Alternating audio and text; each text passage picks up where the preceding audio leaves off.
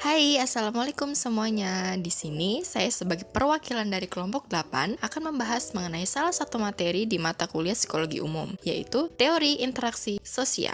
Sebelumnya, kenalin, aku Nadia Putri Rizanti, mahasiswi psikologi semester 1 di Universitas Merdeka Malang. Dan ini teman-teman kelompokku. Interaksi sosial itu mencakup apa aja sih? Ini poin-poin yang bakal kita bahas. Yang pertama, kita punya teori-teori interaksi sosial. Kemudian, komunikasi interpersonal, perilaku kelompok, dan pengaruh sosial. Apa sih interaksi sosial itu? Interaksi sosial adalah proses di mana individu berinteraksi dengan individu lain dalam suatu lingkungan sosial. Nah, dalam psikologi, interaksi sosial adalah bidang studi yang berkaitan tentang perilaku, interaksi, dan hubungan sosial antara individu dan orang lain. Teori interaksi sosial yang pertama yaitu teori kognitif sosial atau social learning theory milik Albert Bandura. Teori ini menekankan peran kognisi atau pemikiran dalam proses pembelajaran sosial dan perkembangan perilaku. Bandura menyatakan bahwa individu belajar melalui observasi atau pengamatan, imitasi atau tiruan atau meniru, dan model peran atau contoh. Salah satu penelitian Albert Bandura yang banyak dikenal adalah penelitiannya tentang Bobodol Studies. Seorang anak usia dini ditempatkan di sebuah ruangan dan diperlihatkan perilaku yang agresif yang dilakukan oleh seorang dewasa yang memukul Bobodol. Dan ketika anak tersebut ditinggalkan sendirian hanya dengan Bobodol, dia menunjukkan perilaku agresif yang serupa. Dari studi tersebut, Bandura menyimpulkan bahwa perilaku itu dipelajari berdasarkan proses imitasi atau meniru perilaku orang lain.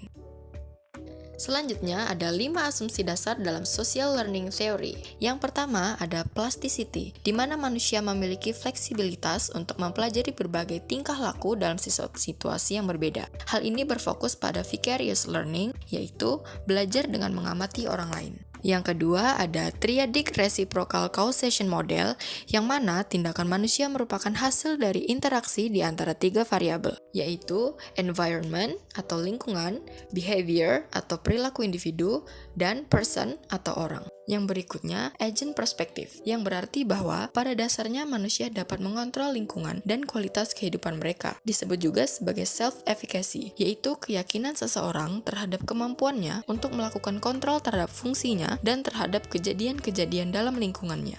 Self-regulation, di mana manusia meregulasi atau mengatur atau mengendalikan tindakan mereka melalui faktor internal dan faktor eksternal. Faktor eksternal meliputi fisik dan sosial, sedangkan faktor internal meliputi self-observation, judgmental process, dan self-reaction.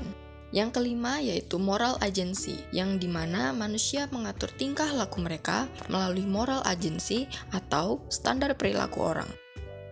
Teori yang berikutnya yaitu teori interaksi simbolik atau symbolic interaction theory milik George Herbert Mead. Teori interaksi simbolik merupakan teori yang mengembangkan wawasan tentang cara individu menggunakan simbol dalam interaksi sosial, terutama dalam pemikiran dan komunikasi. Teori ini mengajarkan bahwa simbol-simbol dapat menjadi alat untuk mengkomunikasikan makna, mengolah informasi, dan membentuk jaringan sosial. Simbol sendiri dapat berupa kata-kata, gambar, gerakan, dan tanda-tanda lainnya, dan dapat pula dikomunikasikan melalui gestur tubuh, ekspresi wajah, ataupun suara. Ada beberapa poin supaya mudah memahami teori interaksi simbolik. Yang pertama, kenyataan sosial dibentuk melalui proses interaksi sosial, bukan terjadi atau ada begitu saja. Contohnya, ketika bertemu orang baru dan orang tersebut menyapa atau tersenyum, maka hal itu memiliki makna tersendiri, bahwa orang tersebut ramah. Yang kedua, dalam interaksi menciptakan sebuah makna dan digunakan sebagai simbol. Sebagai contoh, lambaian tangan. Maknanya, dia bisa saja menyapa, mengusir, dan lain sebagainya. Jadi lambaian tangan itu adalah simbol, sedangkan maknanya bisa menyapa atau mengusir. Dan juga ekspresi wajah. Ekspresi wajah itu simbol, maknanya bisa tersenyum, mengerutkan kening, mungkin dia marah ataupun sedih. Yang ketiga, yaitu manusia memiliki kemampuan untuk mengkonstruksi sekaligus memanipulasi sebuah makna. Contohnya, lambaian tangan bisa diartikan menyapa, namun bisa juga diartikan seperti kata bukan, tergantung konteks dan situasinya. Kemudian, sebuah buku yang dimana memiliki fungsi untuk dibaca atau untuk ditulis, bisa dijadikan sebagai simbol untuk menggambarkan sesuatu. Dan yang keempat, ada 2 kenyataan dalam kehidupan sosial, kenyataan fisik dan kenyataan sosial. Contoh dari kenyataan kenyataan fisik seperti bangunan, orang, hewan, barang atau benda, dan objek nyata lainnya. Sedangkan kenyataan sosial, contohnya seperti nilai dan norma, kebudayaan, status, dan peran. Mudahnya, kenyataan fisik yaitu berupa objek nyata yang bisa dilihat dan disentuh wujudnya, sedangkan kenyataan sosial tidak terlihat. Teori yang selanjutnya yaitu teori pertukaran sosial atau social exchange theory milik Thibaut dan Kelly. Teori pertukaran sosial merupakan teori yang berpendapat bahwa hubungan antar manusia dipengaruhi oleh interaksi yang saling menguntungkan. Menurut teori ini, ketika seseorang dalam sebuah hubungan mengambil tindakan, maka semua yang terlibat dalam hubungan tersebut akan terkena dampaknya. Teori ini memiliki asumsi bahwa orang akan secara sukarela memasuki dan tinggal dalam suatu sistem interaksi sosial dengan mempertimbangkan konsekuensi yang terjadi, yaitu untung dan rugi. Maksudnya, ketika suatu individu yang memiliki keuntungan bagi kita cenderung mempertahankan hubungan tersebut. Begitupun sebaliknya.